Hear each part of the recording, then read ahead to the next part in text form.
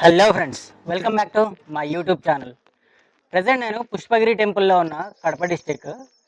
Beautiful architecture ఉంది టెంపుల్లో. యూట్యూబ్లో చాలా చూసా టెంపుల్ గురించి. సరే లైవ్లో చూద్దాం ఎట్లా ఉంటుందో అని ఒక ఎగ్జైట్మెంట్ తోటి వచ్చా. చూసేద్దాం మరి యూట్యూబ్లో చూసిన దానికి లైవ్లో చూసిన దానికి ఏం డిఫరెన్స్ ఉందో ఎట్లా ఉందో. చలో చూసేద్దాం. ఎక్కడ స్కిప్ చేయకుండా లాస్ట్ వరకు చూడండి. వీడియో నచ్చితే లైక్ చేయండి, షేర్ చేయండి, సబ్స్క్రైబ్ చేయండి. ఈ Pushpagiri temple Kadapa city centre నుంచి 23 కిలోమీటర్స్ దూరంలో ఉంటుంది. నేనైతే బైక్ రెంట్కి తీసుకుని వెళ్ళాను. కారు కూడా రెంట్కి తీసుకోవచ్చు. లేదు అంటే పక్కన చెన్నూరు అనే ఒక విలేజ్ ఉంటుంది. కడప నుంచి అక్కడికి ఆటోలు ఉంటాయి. మళ్ళీ చెన్నూరు నుంచి షేర్ ఆటోలు ఉంటాయి. కాకపోతే మినిమం 4 మెంబర్స్ లేకుండా వాళ్ళు వెహికల్ మూవ్ చేయరు. సో టైం వేస్ట్ అని నేనైతే వెహికల్ రెంట్కి తీసుకున్నాను. ఈ టెంపుల్లో నా దర్శనం అయితే జస్ట్ 10 మినిట్స్లో అయిపోయింది. మరి సమ్మర్ ఎండలు ఎక్కువనేమో జనాలు చాలా తక్కువగా ఉన్నారు.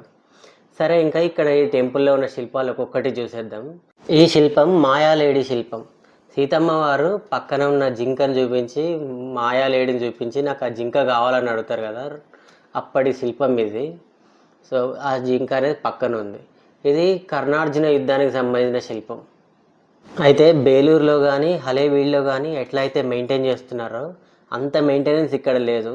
బికాజ్ అక్కడ పర్యాటకులు ఎక్కువగా వస్తూ ఉంటారు. ఇది అనంత పద్మనాభ స్వామి విగ్రహం. శిల్పం కూడా చాలా బాగా చెక్కారు చిన్న ప్లేస్లో. ఆ తర్వాత శ్రీ మహావిష్ణువు విగ్రహాలే కింద శ్రీ మహావిష్ణువు నిలబడినట్టుగా చెక్కారు, పైన గరుత్మంతుడి మీద కూర్చున్నట్టుగా చెక్కారు. ఈ టెంపుల్ చెన్నకేశవ ఆలయం. అందుకని రామావతారానికి కృష్ణావతారానికి సంబంధించిన శిల్పాలే మనకి ఎక్కువగా కనిపిస్తూ ఉంటాయి. మధ్య మధ్యలో ఇట్లాంటి పిచ్చి పిచ్చి రాతలు కూడా కనిపిస్తుంటాయి. ఈ పిచ్చిని మనం ఏం చేయలేము, ఇంతే. సరే శిల్పాలు అయితే మాత్రం ఎంత బాగున్నాయంటే అసలు ప్రతి ఫ్రేము చాలా క్లియర్గా కనిపిస్తుంది. అండ్ ఇక్కడ సర్కిల్లో చూడండి, రాముల వారు తాటకని చంపిన శిల్పం అది. అంత చిన్న ప్లేస్లో శిల్పాన్ని చెక్కేశారు. ఇది సీతా స్వయంవరానికి సంబంధించిన శిల్పం. ఈ పక్కనే చూడండి దర్పణ సుందరి. దీన్ని మనం బేలూరులో కూడా చూసాం, హలేబీడ్లో కూడా చూసాం. ఆ పక్కనే నటరాజ స్వామి వారి different kind of dance styles ఉన్న శిల్పాలను చెక్కారు. ఇంకొంచెం ముందుకు వస్తే కిరాత అర్జునీయం సంబంధించిన శిల్పం. అర్జునుడు శివుడు ఒక ఫైట్ చేసుకుంటారు కదా, ఆ శిల్పం ఇది. ఆ తర్వాత భీముడికి దుర్యోధనుడికి జరిగిన యుద్ధానికి సంబంధించిన శిల్పం ఇది. నటరాజ శిల్పం మరొకటి. అప్పటి కాలానికి సంబంధించిన మరొక శిల్పాలు. సో చేపలు పట్టేవాళ్ళు కానీ మీన్స్ అప్పటి లేడీస్కి సంబంధించిన శిల్పం. సో ఈ నందీశ్వరుడి మీద శివుడు ఊరేగుతున్నప్పటి శిల్పం. సో ఇట్లా ఒక్కొక్కటి ఒక్కొక్క డిఫరెంట్ స్టైల్స్ చిన్న చిన్న అరచేతి మందల్లో ఉన్న శిల్పాలను చాలా చెక్కారు. చూడడానికి రోజంతా సరిపోదు. ఒక్కొక్క శిల్పాన్ని అనలైజ్ చేసుకుంటూ వెళ్తే మనం రోజు మొత్తం ఇక్కడ టైం స్పెండ్ చేసినా అవి తీరిపోవు.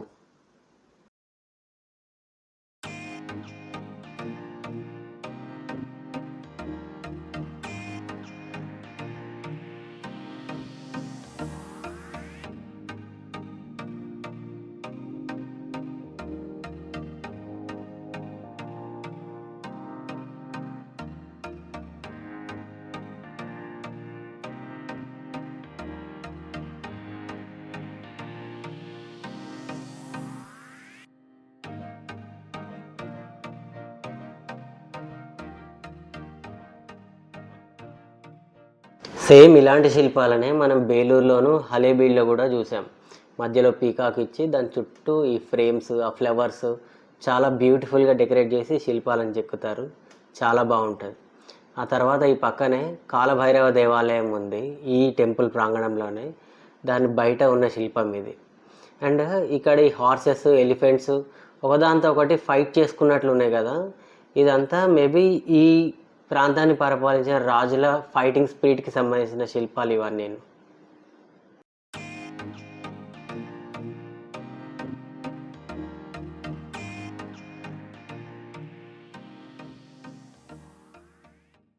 శివ కుటుంబానికి సంబంధించిన శిల్పం.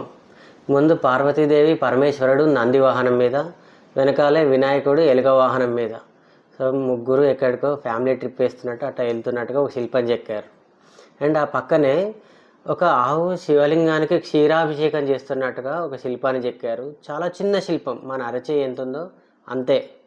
సో ఇక్కడ శ్రీకృష్ణుడు పక్కన గోపికలు, ఆవులు ఉన్న శిల్పం ఒకటి చెక్కారు. చూడండి, జూమ్ అవుట్ చేస్తే అది ఎంత చిన్న ప్లేస్లో ఉందో కనిపిస్తుంది.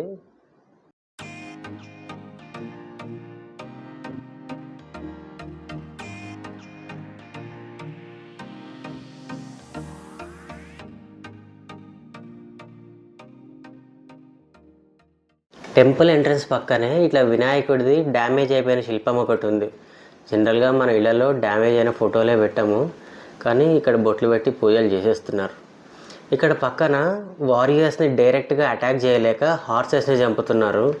మేబీ అప్పటి వార్ స్ట్రాటజీలు అనుకుంటా ఇవన్నీ. శిల్పకళలు మాత్రం చాలా బాగున్నాయి. So horse fight with elephant, elephant fight with horse, దాని మీద ఉన్న వారియర్స్. సో అట్లాగే కింద ఎలిఫెంట్ నుంచి కింద కూడా అటాక్ చేస్తున్నారు. సో ఈ శిల్పం భక్త కన్నప్పకు సంబంధించిన శిల్పం. కన్నప్ప తన కంటిని పెకిలించి శివలింగానికి పెడతాడు కదా, ఇది అదే స్టోరీ. కన్నప్ప మూవీ కూడా వచ్చింది రీసెంట్గా ఈ స్టోరీ మీద. సో చూడండి శివలింగం ఎంత హైట్ ఉందో, జస్ట్ మన చెయ్యి ఎంత ఉందో అంత చిన్న శివలింగము, అంత చిన్న శిల్పం. తర్వాత ఈ పక్కన కాంచీపురంలో అమ్మవారు శివుడి కోసం తపస్సు చేస్తారు కదా, దానికి సంబంధించిన శిల్పం ఇది. ఈ శిల్పం గజాసుర వధ. బేలూరులో నిలువెత్తు శిల్పం ఉంది. ఇది ఇక్కడ చిన్నదిగా ఉంది. ఆ బేలూరు వీడియో కూడా లింక్ ఇచ్చేస్తాను, చూసేసేయండి. ఇంకొంచెం ముందుకు వస్తే శివపార్వతులు నంది వాహనం మీద ఊరేగుతున్న శిల్పం ఒకటి ఉంది. దాని చుట్టూ అష్టదిక్పాలకులు చిన్న చిన్న ఫ్రేమ్లో జస్ట్ ఒక 1 ఇంచ్ ప్లేస్లో శిల్పాలను చెక్కేశారు. సో ఈ ఫ్రేమ్ చుట్టూ ఉన్నాయి కదా, అన్నీ దిక్పాలకులు, అష్టదిక్పాలకులు అంటాం కదా, అవన్నీ ఫ్రేమ్ చుట్టూ చెక్కారు. ఎందుకు మరి శివుడి చుట్టూనే అష్టదిక్పాలకులను చెక్కారు? ఎందుకు అంటే అష్టదిక్పాలకులకు అధిపతి శివుడు మాత్రమే. అంటే దిక్పాలకులకి సెల్ఫ్ డెసిషన్ మేకింగ్ లేదు, శివుడి ఆజ్ఞను మీరి అవి ప్రవర్తించలేవు. ఫ్రెండ్స్, ఇది పుష్పగిరి చెన్నకేశవ స్వామి టెంపుల్. చాలా వరకు శిల్పాలు అయితే డ్యామేజ్ అయి ఉన్నాయి, కానీ ఆర్కిటెక్చర్ మాత్రం సూపర్బ్. అప్పటి వాళ్ళ టెక్నాలజీని కొట్టడం ఇంపాసిబుల్. సో వీడియో ఎలా అనిపించిందో కామెంట్ బాక్స్లో కామెంట్ చేయండి. అంతవరకు వీడియోని లైక్ చేయండి, షేర్ చేయండి, సబ్స్క్రైబ్ చేయండి.